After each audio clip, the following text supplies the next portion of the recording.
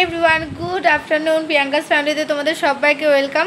তো আর একটা নতুন ভিডিও নিয়ে আসলাম। তো দেখো একটু রেডি হয়েছে, মানে শুধু জামাটা পরেছে, এখনও মানে ক্রিমও মাখিনি, রেডি হয়নি, মাথাও আঁচড়ায়নি। তো এক জায়গায় যাব। তো আজকে এমনি আমাদের সবার শ্রাদ্ধ বাড়ি নেমন্তন্ন আছে, কিন্তু আমি তো শ্রাদ্ধ বাড়ি যাই না, আমার শরীরটা খারাপ করে খাওয়ার পর। তো সেই জন্য আমার হাজব্যান্ড যাবে, আর আমি আর মেয়ে যাবো এক জায়গাতে। এখানে আমাদের এখানে তারা বাবা কথা বলতে দাও। আমাদের এখানে গীতা পাঠ হচ্ছে আজকে, সেইখানেই প্রসাদ খেতে যাব আমি। মেবি যদি ভুল না হয়, তো আমি মানে কুপন পেয়েছি, তো আমি যাব। পাশের বাড়ি দিদি মানে যা ফ্যামিলি সবাই যাবে, তো ভালোই হলো। ও বললো তাহলে তুমি এদিকে ঘুরে এসো, আমি এদিক থেকে ঘুরে আসি। তো এই জন্য আমি রেডি হয়েছি। তারপর তো শুনলাম এখনও দেরি হবে 1 ঘন্টা মতো। তো ভাবলাম এত তাড়াতাড়ি পুরোটা রেডি হয়ে কী করবো, দেখছো।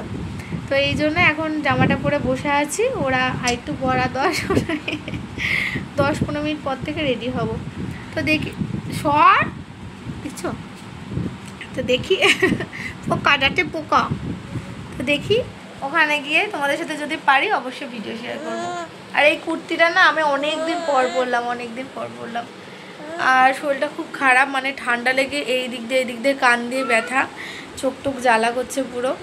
তো আর সকালে রান্না করেছিলাম, পালং শাক করেছিলাম আর ভাত করেছিলাম, আর কিচ্ছু করিনি, ভাল লাগছিল না। তো প্রচুর কাজ ছিল, কাচাকুচি, তাও আজকে বলতে নেই।